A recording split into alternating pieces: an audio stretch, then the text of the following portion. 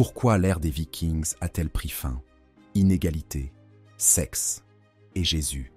Retournons dans le temps pour l'une des sagas les plus sanglantes et brutales d'Europe et au-delà. C'était une époque où des dracars ornés de dragons émergeaient de la brume et des guerriers sauvages pillaient des villes entières. Personne n'était à l'abri des raids vikings, mais finalement, cette culture guerrière a disparu. Où sont-ils allés? Que s'est-il réellement passé avec les Vikings? Découvrons-le. Avant de plonger profondément dans le passé viking pour comprendre ce qui s'est passé, il est important de noter que de nombreux récits que nous avons sur les Vikings et leurs raids proviennent de personnes qui ont été victimes de leur brutalité. Cela signifie évidemment que ces histoires ont été écrites avec un biais évident. Pour tenter de dresser un tableau complet des Vikings et de ce qui a conduit à leur chute, nous nous appuierons sur des sources historiques provenant à la fois des Vikings eux-mêmes et de leurs victimes, ainsi que sur des preuves archéologiques. En examinant le passé à travers le prisme de diverses sources, nous pourrons déterminer ce qui a réellement causé l'extinction des Vikings. Malheureusement, cette analyse rencontre un problème majeur dès le début. Avant d'aller plus loin, nous devons discuter de qui étaient les Vikings. Lorsque nous utilisons le terme « viking », nous parlons d'un sous-ensemble spécifique de personnes provenant de Scandinavie, ou des pays actuels que sont la Suède, le Danemark, la Finlande et la Norvège. Mais tout le monde dans cette région n'était pas viking. L'origine du mot viking est inconnue. On pense qu'il pourrait provenir du vieux norrois vikingr, qui signifiait pirate ou pilleur. Cependant, le nom viking semble n'être apparu qu'entre le XIIe et le XIVe siècle. De nombreux chercheurs croient que le terme vikingr pourrait dériver d'un mot scandinave ancien, encore plus ancien, antérieur ou contemporain de l'époque des Vikings. Quoi qu'il en soit, ce que nous savons, c'est que les Vikings étaient un sous-ensemble spécifique de personnes scandinaves qui ont prospéré d'environ 790 à 1100 de notre ère. Les Vikings étaient des hommes et des femmes qui quittaient leurs terres pour piller des villes et des bourgades à travers l'Europe. Peu importe l'origine réelle du terme viking, il est essentiel de comprendre que tout le monde en Scandinavie n'était pas viking. Seuls les guerriers et les pillards qui quittaient la péninsule pour ravager les communautés le long des côtes et des voies navigables de l'Europe, jusqu'en Russie et à Constantinople, étaient considérés comme des vikings.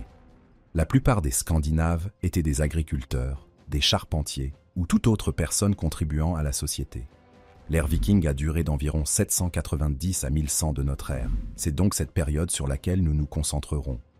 Sachant cela, plongeons maintenant dans l'histoire des Vikings et examinons certains de leurs raids les plus meurtriers. Nous rassemblerons des preuves en cours de route pour découvrir comment l'inégalité, l'intégration des communautés à travers le mélange des gens, c'est-à-dire le sexe, et le christianisme, ont conduit à l'extinction éventuelle des Vikings. Il existe des preuves qu'entre 4000 et 2300 avant notre ère, une culture prospère s'était développée en Scandinavie. Les archéologues ont découvert des représentations de navires en pierre, des sépultures, ainsi que des outils et des armes en métal. Cependant, il faudrait encore des milliers d'années avant que les pillards connus sous le nom de Vikings n'émergent. Le premier grand pas vers l'ère viking fut l'invention de navires dans le style du Nidam-båt, nommé d'après le marais de Nidam, où il a été découvert par des archéologues. Ces vaisseaux ont permis au peuple scandinave de voyager sur de longues distances à travers des mers agitées. On s'accorde généralement à dire que l'ère viking a commencé vers 790 de notre ère. En effet, à ce moment-là, nous disposons de documents écrits et de preuves historiques indiquant que des guerriers scandinaves, également connus sous le nom de Normands, et qui seraient plus tard connus sous le nom de Vikings, ont traversé la mer du Nord et ont débarqué en Wessex. Ces hommes à l'apparence robuste ont été accueillis par un messager qu'ils ont tué. Les Normands n'avaient aucun désir d'échanger des idées et des cultures. Ils étaient en Angleterre pour une seule raison, piller. Le 8 juin 793, les Vikings ont attaqué l'église Saint-Cuthbert à Lindisfarne dans le Northumbria, en Angleterre.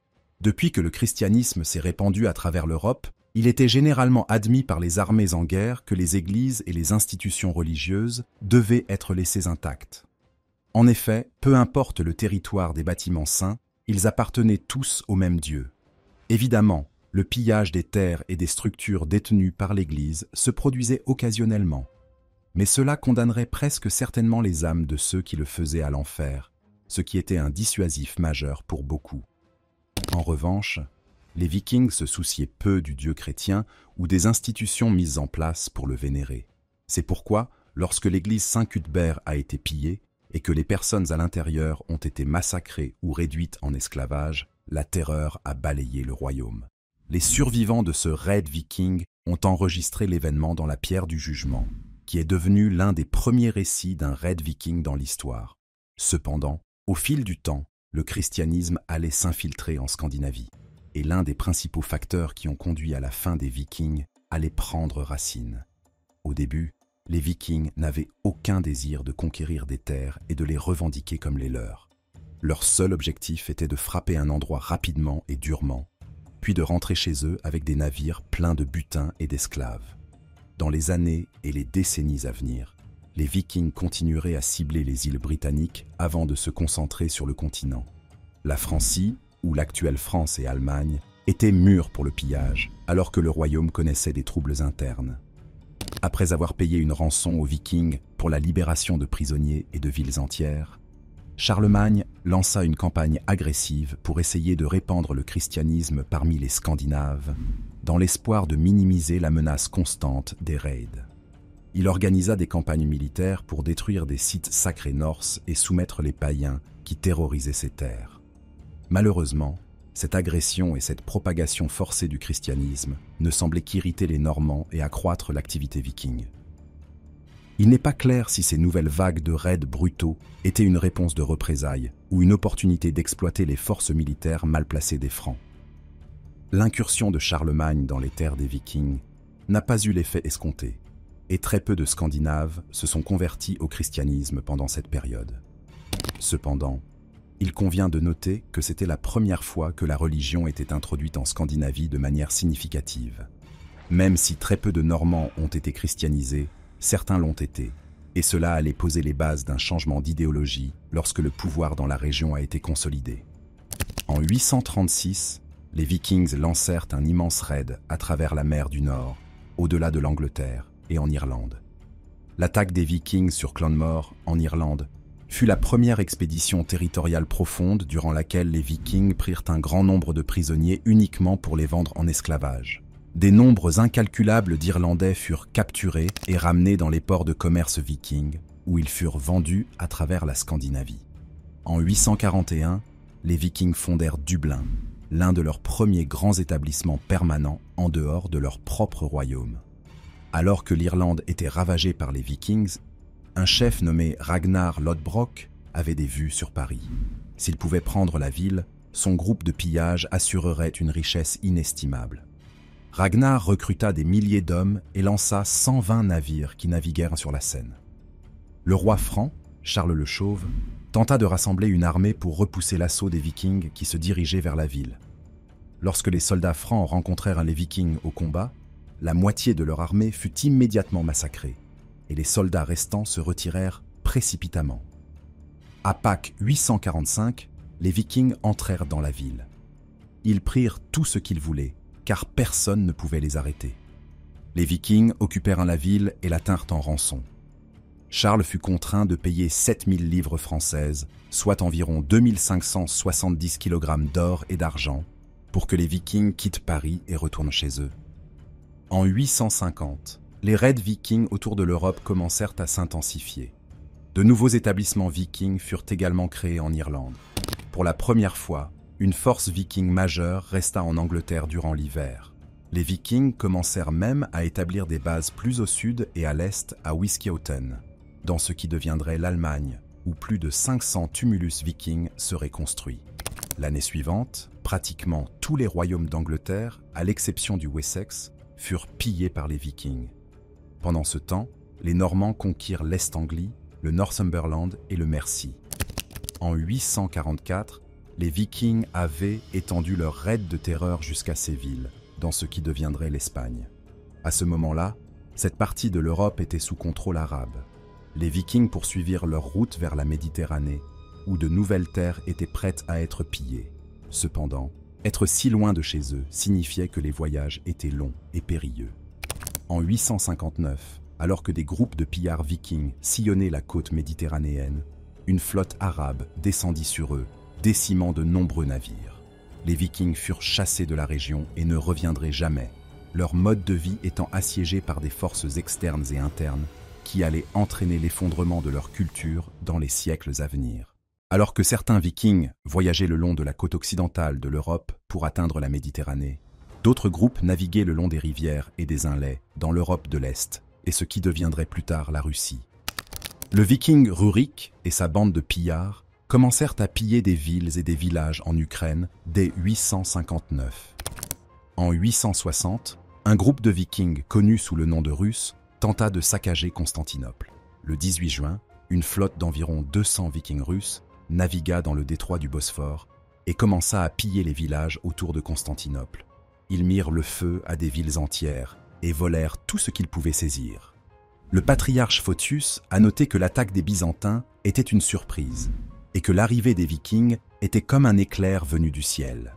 Malheureusement pour Constantinople, son armée et sa marine étaient engagées dans des combats contre les empires arabes en Asie mineure. Le siège de la ville par les Vikings dura juste un peu moins de 2 mois avant qu'ils ne renoncent. Cela était probablement dû au fait que les murs de la ville étaient formidables et que les bandes de pillards avaient déjà sécurisé une vaste quantité de richesses dans les environs de Constantinople. Il convient de noter que l'attaque viking contre Constantinople était un précurseur des facteurs qui allaient conduire à l'effondrement des Vikings. De plus en plus de villes construisaient des forteresses et des barricades, rendant les raids autrefois très réussis plus difficiles et coûteux. Au fur et à mesure que les fortifications devenaient plus difficiles à pénétrer, le mode de vie viking devenait de moins en moins viable. En 865, Ivar le Désossé et son frère Halfdan amassèrent une énorme force viking, qui en vint à être appelée la Grande Armée païenne. Ils débarquèrent en East Anglia en 865 et lancèrent une invasion à travers la région. En novembre 866, les Vikings s'emparèrent de York, où Ivar cherchait à se venger de la mort de son père, Ragnar Lodbrok. Une fois York sous leur contrôle, les Vikings installèrent un roi marionnette qui fut rapidement renversé. En 871, le roi Alfred le Grand du Wessex vainquit les Vikings.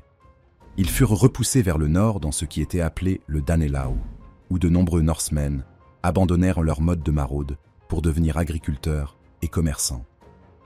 Dans des situations comme celle-ci, les Vikings autrefois redoutés s'intégrèrent dans d'autres paysages culturels. C'est également à ce moment-là que la question de la disparition des Vikings entre en jeu. De plus en plus de Vikings abandonnèrent leur vie de pillage pour s'installer dans un mode de vie différent. Au lieu de former des groupes de pillage, des communautés sédentaires furent formées, et les anciens Vikings commencèrent à se marier, à procréer et à s'intégrer dans les populations locales en Angleterre et dans le reste de l'Europe. Cependant, à cause des destructions en France, le roi de la Francie occidentale, nommé Charles le Simple, donna au grand chef viking Rollo la terre qui deviendrait plus tard la Normandie, ou le pays des Normands. En échange, Rollo devait empêcher les pillards vikings de naviguer sur la Seine et d'attaquer les villes et villages francs. Cela résoudrait le problème viking de la France pour le moment et leur permettrait de construire de plus fortes fortifications et des obstacles plus redoutables pour les envahisseurs à l'avenir. Vers 950, le mode de vie viking commença à stagner. Des centres commerciaux importants tels que Birka, dans l'actuelle Suède, commencèrent à décliner. Cela ne signifiait pas que le peuple scandinave était en difficulté. Au contraire, la Scandinavie elle-même était simplement en train de changer. Le pouvoir devenait de plus en plus consolidé, en particulier dans les régions du Sud. Le christianisme avait commencé à s'infiltrer et à remplacer la religion païenne qui avait longtemps régné en maître. Le changement était en cours, et ces changements allaient éliminer les Vikings en un peu plus d'un siècle. En 981, Éric le Rouge dirigea une expédition au-delà de l'Islande et explora la côte est du Groenland. Éric n'était pas impressionné par la côte rude de la Grande Île, mais était néanmoins déterminé à y établir un établissement. Il détermina qu'une plus grande force d'exploration était nécessaire pour évaluer cette nouvelle terre, en particulier la côte ouest. Il retourna en Islande, où il recruta davantage d'hommes et de colons. Éric le Rouge repartit une fois de plus en 985, cette fois avec 25 navires, dont seulement 14 atteignirent la promesse du Groenland. Les Norsemen établirent un établissement oriental et un établissement occidental. Ces terres étaient inhabitées, mais l'île abritait d'autres populations. Les Inuits avaient habité les régions nordiques du Groenland, où ils avaient prospéré pendant des siècles. Autant que l'on sache, il n'y eut aucun contact entre les populations indigènes et les Vikings au Groenland. Les établissements vikings s'effondreraient finalement au cours des siècles suivants. Bien qu'Alfred le Grand ait forcé les Vikings à quitter le Wessex et que les Norsemen se soient installés dans le Danelaw, l'Angleterre n'était toujours pas à l'abri des groupes de pillards. En 991, le roi Sweyn Forkbeard du Danemark recruta une armée massive qui traversa la mer du Nord et débarqua dans le Kent. La première grande bataille de cette campagne fut la bataille de Maldon. Forkbeard décima la résistance anglaise et commença une campagne sanglante à travers l'île. Sa conquête militaire fut si réussie que Sweyn Forkbeard devint finalement roi d'Angleterre en 1014, bien que seulement pendant environ 5 semaines. Cependant, pendant ce temps, il se fit baptiser chrétien, un autre pas vers le fait que les anciens grands vikings se dirigeaient vers une religion qui allait finalement conduire à l'extinction de leur mode de vie. Vers l'an 1000, Leif Erikson conduisit ses explorateurs vikings vers la côte de l'Amérique du Nord. Ils abordèrent ce qui est aujourd'hui Terre-Neuve et déclarèrent la nouvelle terre découverte comme Vinland, ou le pays du vin. Cette colonie viking durerait environ 10 ans avant de s'effondrer, probablement en raison de confrontations avec les peuples autochtones qui habitaient déjà cette partie du monde. Quoi qu'il en soit, le voyage de Leif Erikson fit des Vikings, et non l'expédition de Christophe Colomb environ 492 ans plus tard, les premiers Européens à atteindre l'Amérique du Nord. Lorsque le roi Sweyn Forkbeard mourut en 1016, son fils Knut prit le relais de son règne. À ce stade, Knut était roi d'Angleterre, du Danemark et de la Norvège. Au sein de la Scandinavie, le pouvoir était devenu plus consolidé. Lorsque le mode de vie viking a émergé pour la première fois, la société scandinave était plus ou moins égalitaire. Les gens possédaient les terres sur lesquelles ils vivaient, et bien qu'il y ait des chefs et des leaders, la plupart des Vikings avaient la capacité de partir en raid quand ils le souhaitaient. Ce n'était plus le cas. Les rois passaient plus de temps à planifier des conquêtes de terre ou à créer des alliances qu'à mener des raids. 1066 est considéré comme la fin officielle de l'ère viking. C'est cette année-là que le principal centre de commerce viking Hedeby fut saccagé par les slaves polabiens, d'où il ne se remit jamais. Cependant, l'événement que la plupart des chercheurs considèrent comme le dernier clou dans le cercueil viking est la mort de Harald Hardrada à la bataille de Stamford Bridge. Harald Hardrada lance une force d'invasion depuis la Norvège. On estime que Hardrada apporta entre 10 et 15 000 hommes sur 240 à 300 dracars. Cette force rejoignit Tostig, le frère renégat du roi d'Angleterre, Harold Godwinson, et marcha vers le sud. Les forces norvégiennes et rebelles combinées défirent les Anglais lors de la bataille de Fulford Gate le 20 septembre. La campagne de Harald Hardrada semblait imparable. Alors, il ordonna à ses forces d'avancer encore plus au sud. Malheureusement, le roi Harold Godwinson d'Angleterre avait reçu des nouvelles des forces vikings pillant leur chemin à travers la campagne et ordonna immédiatement à son armée et à 3000 troupes d'élite de marcher vers le nord pour les rencontrer. À mesure que les deux armées se rapprochent, Hardrada prit York le 24 septembre. Cependant, cela signifiait que ces hommes avaient parcouru des dizaines de miles par jour et combattu lors de batailles lorsque les forces anglaises les atteignirent. Les forces envahissantes de Hardrada furent prises par surprise lorsque les troupes anglaises apparurent dans un champ ouvert près de Stamford Bridge. Les deux armées s'affrontèrent le 25 septembre 1066, mais les Vikings épuisés et leurs alliés étaient à bout de force, tandis que les troupes anglaises étaient encore fraîches. Le roi Harold Godwinson et ses forces décimèrent l'armée viking, et tant Hardrada que Tostig furent tués. Un chroniqueur nota que les combats à la bataille de Stamford Bridge avaient été si brutaux que la rivière était remplie de corps de soldats morts et que la carnage teignait les vagues de l'océan pendant des miles avec le sang des Vikings. La défaite des forces norvégiennes et de Hardrada marqua la fin de l'ère viking. Cela dit, il y avait encore occasionnellement des raids vikings plus petits. Alors, que sont devenus ces Scandinaves qui voulaient continuer le mode de vie viking ? Où sont-ils allés? Les Vikings sont-ils vraiment éteints ou sont-ils toujours là aujourd'hui? Tout au long de l'histoire des Vikings que nous avons abordée, nous avons discuté des pillards qui ont quitté la Scandinavie ainsi que de tous les agriculteurs, tisserands, boulangers, forgerons, etc., qui y vivaient pour naviguer autour de l'Europe, de la Grande-Bretagne, de l'Islande, du Groenland, de Terre-Neuve et de certaines parties de la Méditerranée pour piller des métaux précieux, du bétail et des personnes. Nous avons également mentionné les influences des forces extérieures, telles que le christianisme, et des forces internes, telles que la diminution de l'égalitarisme, sur le peuple scandinave. Nous devons maintenant analyser ces divers facteurs pour comprendre comment la culture viking elle-même a disparu.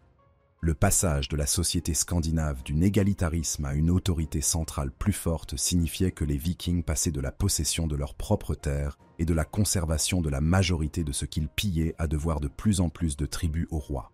Avec une population croissante, les Scandinaves se retrouvaient à passer plus de temps à cultiver ou à s'engager dans des activités pour apaiser l'autorité centrale de la région qu'à se joindre à un raid dans des terres lointaines. À mesure que la population augmentait et que le pouvoir se consolidait, il y avait un réel risque que si un Viking partait en raid, il n'y avait aucune garantie que son domicile serait toujours le sien à son retour, à moins qu'un Viking ne se joigne à la conquête du roi pour de nouvelles terres, les jours où il pouvait simplement rejoindre un groupe de pillage touché rapidement à leur fin. Les raids qui se produisaient étaient beaucoup plus organisés qu'un groupe d'individus partageant les mêmes idées partant voler et piller. Avec des rois acquérant plus de pouvoir et englobant plus de terres, des alliances devaient être prises en considération. Les Vikings ne pouvaient plus aller et piller où ils le souhaitaient. S'ils attaquaient une ville qui appartenait à un allié de leur roi, les conséquences seraient sévères. Au fur et à mesure que le temps passait, des raids lucratifs devenaient presque impossibles, à moins que les Vikings ne soient prêts à parcourir de vastes distances. De plus, les fortifications devenaient de plus en plus redoutables, ce qui rendait les Vikings plus difficilement capables de réaliser des profits et de sécuriser des biens lors de leurs raids. À mesure que la société scandinave évoluait, le mode de vie viking devenait moins viable, et le nombre d'individus participant aux raids, qui était en fin de compte ce qui faisait d'eux des Vikings, diminuait. Un second facteur qui a conduit à l'extinction des Vikings était le sexe, ou plus précisément le mariage. Avoir des enfants et créer des liens familiaux parmi les populations qui habitaient à l'origine les terres où les Vikings s'étaient installés de façon permanente. Les postes avancés en Irlande et en Angleterre ont lentement commencé à perdre leur identité viking et se sont soit considérés comme des descendants de l'ancienne culture guerrière redoutée, soit se sont complètement intégrés dans les cultures déjà existantes de la région. Finalement, chaque établissement permanent que les Vikings avaient établi en dehors de la Scandinavie devint indépendant du mode de vie viking. Le nombre de personnes en Scandinavie augmentait, mais les Vikings n'avaient jamais essayé ni voulu créer un empire pour répandre leurs idéologies. Ce n'était pas l'objectif. Au lieu de cela, les Vikings se concentraient uniquement sur le pillage et le retour de leur butin chez eux pour mener une vie confortable en Scandinavie. Les établissements permanents ailleurs n'étaient jamais créés pour répandre la culture viking. Ils étaient construits pour servir de centres commerciaux ou pour s'éloigner des combats et des pillages constants et vivre une vie plus simple et sédentaire. Toutes ces populations finiraient par se mélanger avec d'autres. Peut-être que le facteur le plus significatif contribuant au déclin et à la disparition éventuelle des Vikings était le christianisme. La mythologie norse était l'une des dernières grandes religions païennes à résister à la propagation du christianisme à travers l'Europe. Une grande partie du continent avait déjà été convertie, et à chaque décennie qui passait durant l'ère viking, des efforts étaient faits pour apporter le christianisme aux Scandinaves afin de sauver leurs âmes mortelles. Le principal problème du christianisme pour les Vikings était que les valeurs morales ne s'alignaient pas tout à fait avec le pillage et le vol de richesses, alors que les adeptes de la religion étaient censés aimer leur prochain comme soi-même. Ainsi, les Vikings avaient très peu d'utilité pour le christianisme, sauf pour piller les objets précieux qui se trouvaient dans leurs églises et monastères. Cependant, au Xe et XIe siècle, de plus en plus de missionnaires s'aventuraient dans la patrie viking. Ils connaissaient un succès mitigé au début pour convertir les gens, mais finalement, les nouvelles élites scandinaves et les pouvoirs centraux étaient convaincus que le christianisme était l'avenir.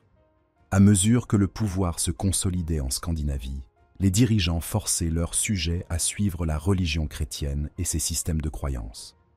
Par conséquent, le christianisme n'était plus introduit de l'extérieur de la patrie viking, mais de l'intérieur, ce qui signifiait qu'il remplaçait les dieux et croyances nordiques qui avaient guidé les Vikings pendant des centaines d'années.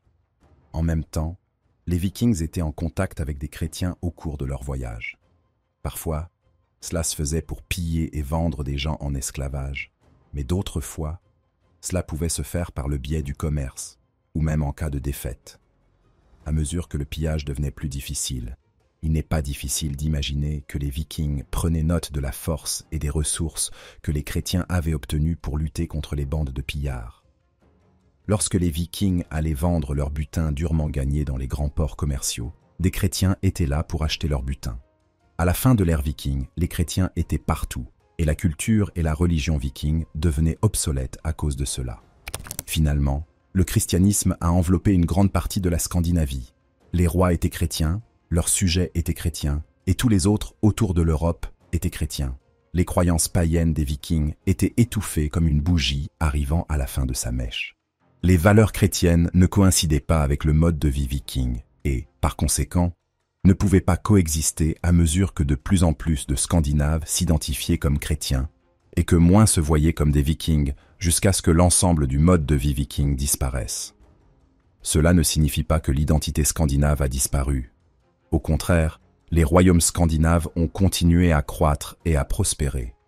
Les Scandinaves qui se sont installés à l'étranger ont intégré leur propre culture dans d'autres, et chez eux, les croyances ont évolué. Les Vikings avaient répandu l'architecture scandinave, la langue, les pratiques militaires, la nourriture, les vêtements et la construction navale à travers l'Europe lors de leurs raids et de leurs aventures commerciales. L'ère viking s'est terminée en 1066, et le mode de vie viking a probablement pris fin peu après. Mais l'héritage des Vikings et la diffusion de la culture scandinave à travers l'Europe perdurent jusqu'à nos jours. Merci d'être resté jusqu'ici. N'hésitez pas à cliquer sur l'une des vidéos à l'écran pour plus de contenu similaire.